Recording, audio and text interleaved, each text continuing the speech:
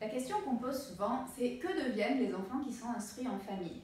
En fait, on connaît beaucoup d'enfants qui sont non scolarisés, mais on ne sait pas toujours ce que ça donne en termes de résultats. Et je suis vraiment contente aujourd'hui d'avoir une invitée spéciale sur cette chaîne pour vous parler justement de sa vie d'adulte en tant qu'ancienne élève à la maison.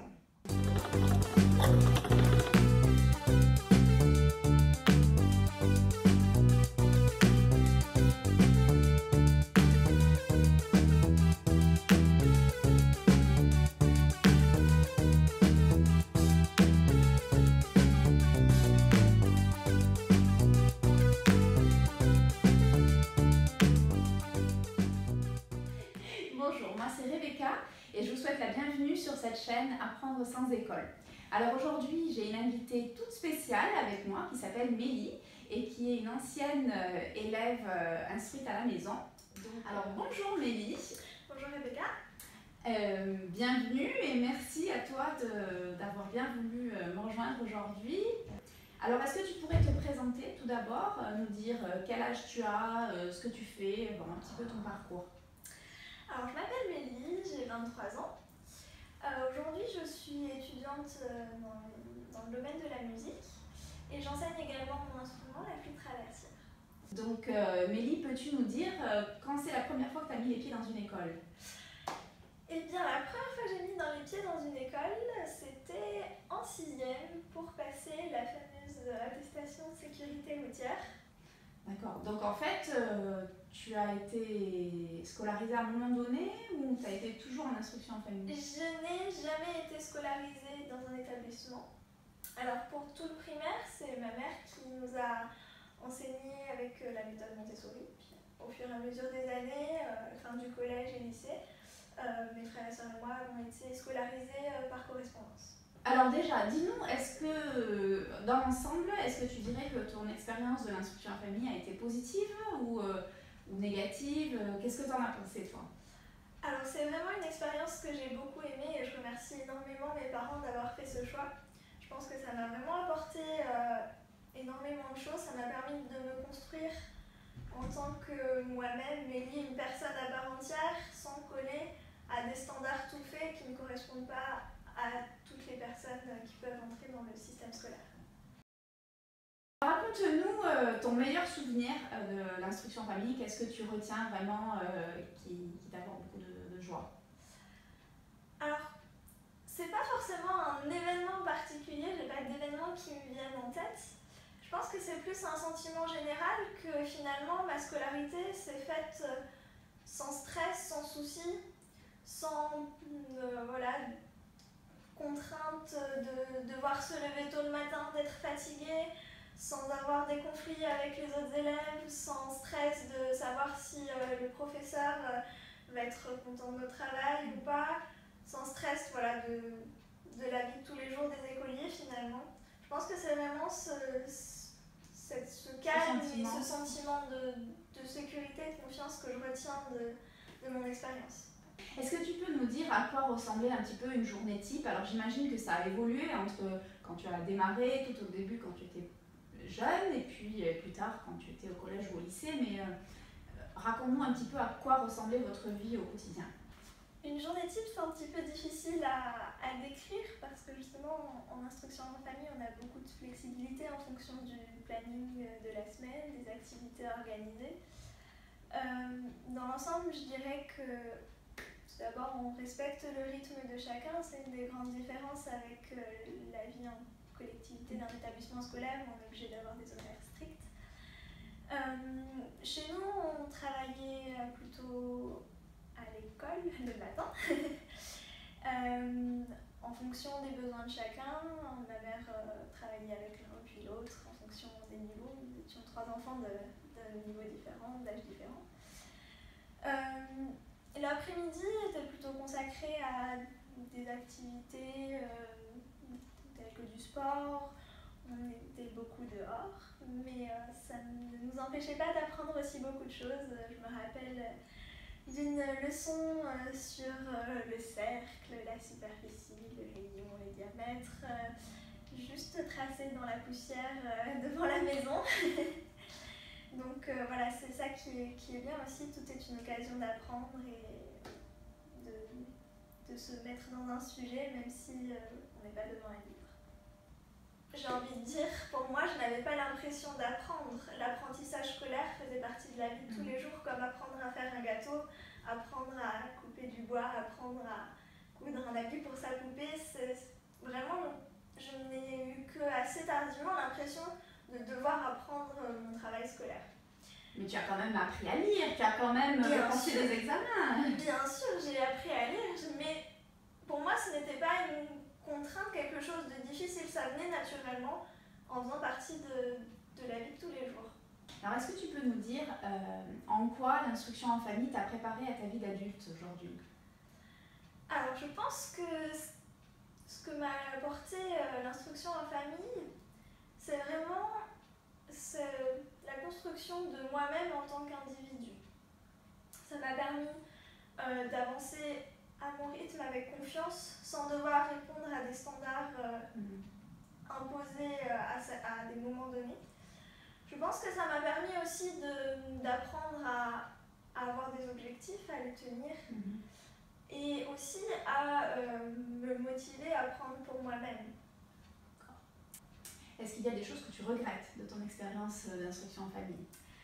J'y ai bien réfléchi et non, non, je ne vois pas de point négatif dans l'expérience que j'ai pu avoir.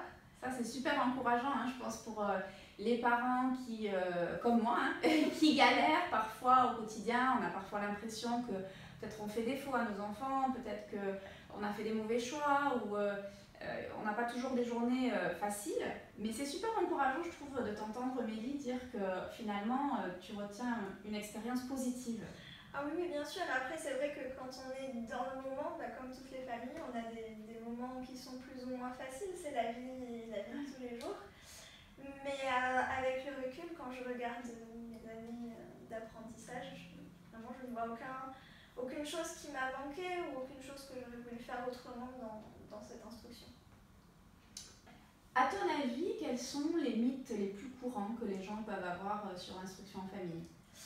Alors, le premier mythe, c'est bien évidemment que les enfants qui sont instruits en famille sont complètement associables et n'auront jamais d'amis. Voilà. Ça, c'est le mythe le plus rencontré, qui est absolument faux. On en parlera plus tard. Mais voilà, faire l'école à la maison ne veut pas dire se couper du monde, ne veut pas dire rencontrer d'autres personnes. Au contraire, je pense que ça permet de développer d'autres capacités relationnelles. Oui, justement, je pense que c'est ça la crainte qu'il y a aujourd'hui, c'est que les enfants instruits en famille sont coupés du monde, sont isolés, mais c'est loin d'être le cas dans la majorité des cas. Un autre mythe aussi que j'ai entendu sur l'instruction en famille, c'est que oui, mais pour réussir à être scolarisé à la maison, il faut être intelligent, il faut avoir envie d'apprendre, il faut être complètement autonome. Alors, non, il ne faut pas être intelligent, tout le monde est intelligent. Tout le monde est intelligent, on a différentes formes d'intelligence. Et je pense qu'une des grandes différences avec la scolarisation dans une école traditionnelle, c'est que justement on apprend différemment, du coup on a envie d'apprendre. Et c'est ça qui va nourrir aussi l'enseignement et le fait que l'enfant progresse et avance. Et tu penses que si tu avais été à l'école, tu n'aurais pas eu le même regard vis-à-vis des apprentissages? Oui, clairement. J'ai de grosses difficultés avec les chiffres. J'ai eu besoin de passer beaucoup de temps sur mes leçons de maths pour réussir à comprendre les choses, alors qu'en français, je lisais la leçon et c'était fini, alors qu'en classe, on passe une heure sur une matière, une heure sur l'autre, peu importe si on a plus ou moins besoin de temps d'apprendre l'une ou l'autre des matières. Un autre mythe que j'ai entendu assez régulièrement, c'est que les enfants scolarisés à la maison ne peuvent pas être bons en langue ou en français parce que ça nécessite des échanges avec des professeurs, d'autres camarades. Pour y répondre, je dirais simplement que mon frère est devenu traducteur, que le français c'était une de mes matières où j'ai eu les meilleures notes au bac. Donc je pense que vraiment c'est comme tout, si si on se donne les moyens qu'on a envie d'apprendre, que ce soit les langues, les maths, la physique, la musique, voilà, rien n'est impossible. Absolument. Tant qu'on est motivé par un intérêt personnel pour la matière, tout à fait. Je pense que c'est ça qui fait avancer, qui permet d'apprendre et de progresser. Alors justement, tu as dit qu'un des mythes de l'instruction en famille, c'est que les enfants à la maison sont associables. Donc, qu'est-ce que tu peux nous dire par rapport à justement ce grand mot qui est la socialisation des enfants instruits en famille? Alors, je pense effectivement que les enfants, comme tout être humain, sont faits pour avoir des échanges, des relations avec d'autres personnes. Mais être instruit en famille ne veut pas dire être coupé du monde, comme on l'a dit. Et voilà, je sais qu'étant enfant, j'ai fait des activités, j'ai fait de la musique, du sport, j'ai joué avec mes voisins. Il y a plein d'occasions de rencontrer des gens et j'ai envie de dire pas seulement des enfants. Je pense que c'est un des points qui est très important, qui moi m'a beaucoup apporté dans l'instruction en famille, c'est qu'on n'est pas limité à être ami avec les gens de sa classe, de son âge. C'est vrai qu'on entend souvent au collège les grandes troisièmes parler des petites sixièmes et c'est quelque chose que je n'ai jamais vécu. J'ai des amis qui ont 70 ans, j'ai des amis qui en ont 12 et finalement l'instruction en famille permet de briser ces barrières que l'on met entre les âges, voilà, les générations. Et ça permet de s'ouvrir, de parler d'individu à individu en toute égalité, malgré les différents âges et de générations. Oui, tout à fait. La grande question, c'est si tu as des enfants un jour, et je pense que tu aimerais en avoir, est-ce que tu penses faire de l'instruction en famille avec eux? Alors, j'y ai beaucoup réfléchi, oui, absolument. Je trouve que vraiment l'instruction en famille permet de s'adapter à chaque enfant, de lui apporter le maximum. Et chaque personne est différente, a une intelligence différente, une forme d'apprentissage différente. Et dans les établissements scolaires, malgré toute la bonne volonté des professeurs, avec une classe de 30 enfants, on ne peut pas individualiser et vraiment répondre aux besoins précis de l'enfant. Et c'est quelque chose qui me tient à cœur et je pense que oui, si j'ai des enfants, ils seront instruits en famille. Donc on espère vraiment que cette loi ne va pas passer, hein, parce que de plus en plus de jeunes parents ou de futurs parents justement réfléchissent à ce choix de l'instruction en famille et considèrent ça comme vraiment une possibilité pour leurs enfants. Et voilà, ce serait dommage que cette liberté soit ôtée. Oui, et ce serait d'autant plus dommage, je pense à ma propre expérience, notamment aussi pour toutes les personnes ayant une pratique artistique ou sportive qui envisagent d'en faire leur métier. On n'a pas dans toutes les villes des classes spécialisées pour toutes les options. Et l'instruction en famille permet justement de garder cet objectif qui nous porte, tout en gardant la scolarisation à côté, mais d'avoir le temps de faire notre passion et nos activités qui nous motivent. Voilà. Donc justement par rapport à ça, tu as dit au départ que tu enseignes la flûte, tu fais des études dans la musique. Tu as commencé la musique à quel âge? C'est venu tôt ou... Alors j'ai commencé la musique effectivement assez tôt. J'avais un grand frère et une grande sœur qui avaient appris aussi à jouer d'un instrument et j'ai eu envie d'en faire aussi. Donc je crois que j'ai commencé mon premier instrument à 5 ans. J'ai toujours écouté beaucoup de musique et j'ai commencé mon instrument, la flûte traversière que je pratique maintenant à 9 ans. Alors au début, c'était pas du tout dans un but professionnel, c'est venu petit à petit et ça a été la grande question de la terminale. Et je pense que cette envie de transmettre m'a toujours animée.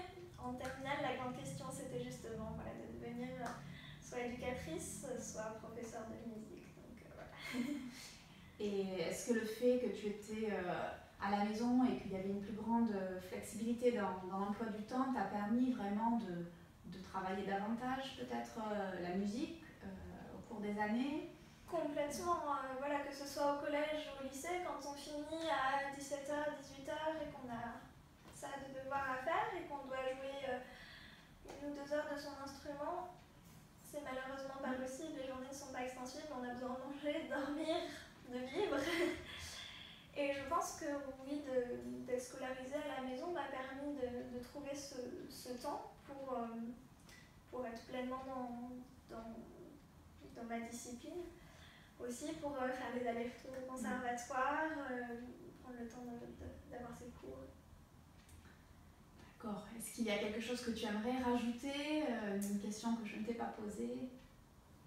Quoi rajouter? Je pense que voilà, pour moi, l'instruction en famille, c'est vraiment cette possibilité de donner à l'enfant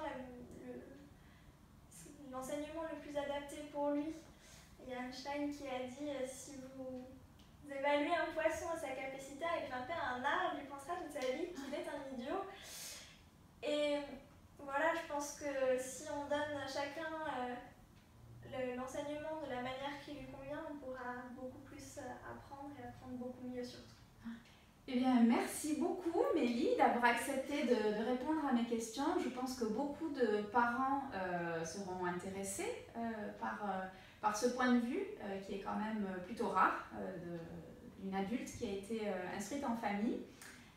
Je dis beaucoup de parents, mais même des jeunes, je pense, peuvent être très, très intéressés et avoir envie de tenter cette expérience. Donc vraiment, merci Mélie d'avoir bien voulu participer à cet échange. Et puis, écoutez, je vous dis à bientôt dans la prochaine vidéo.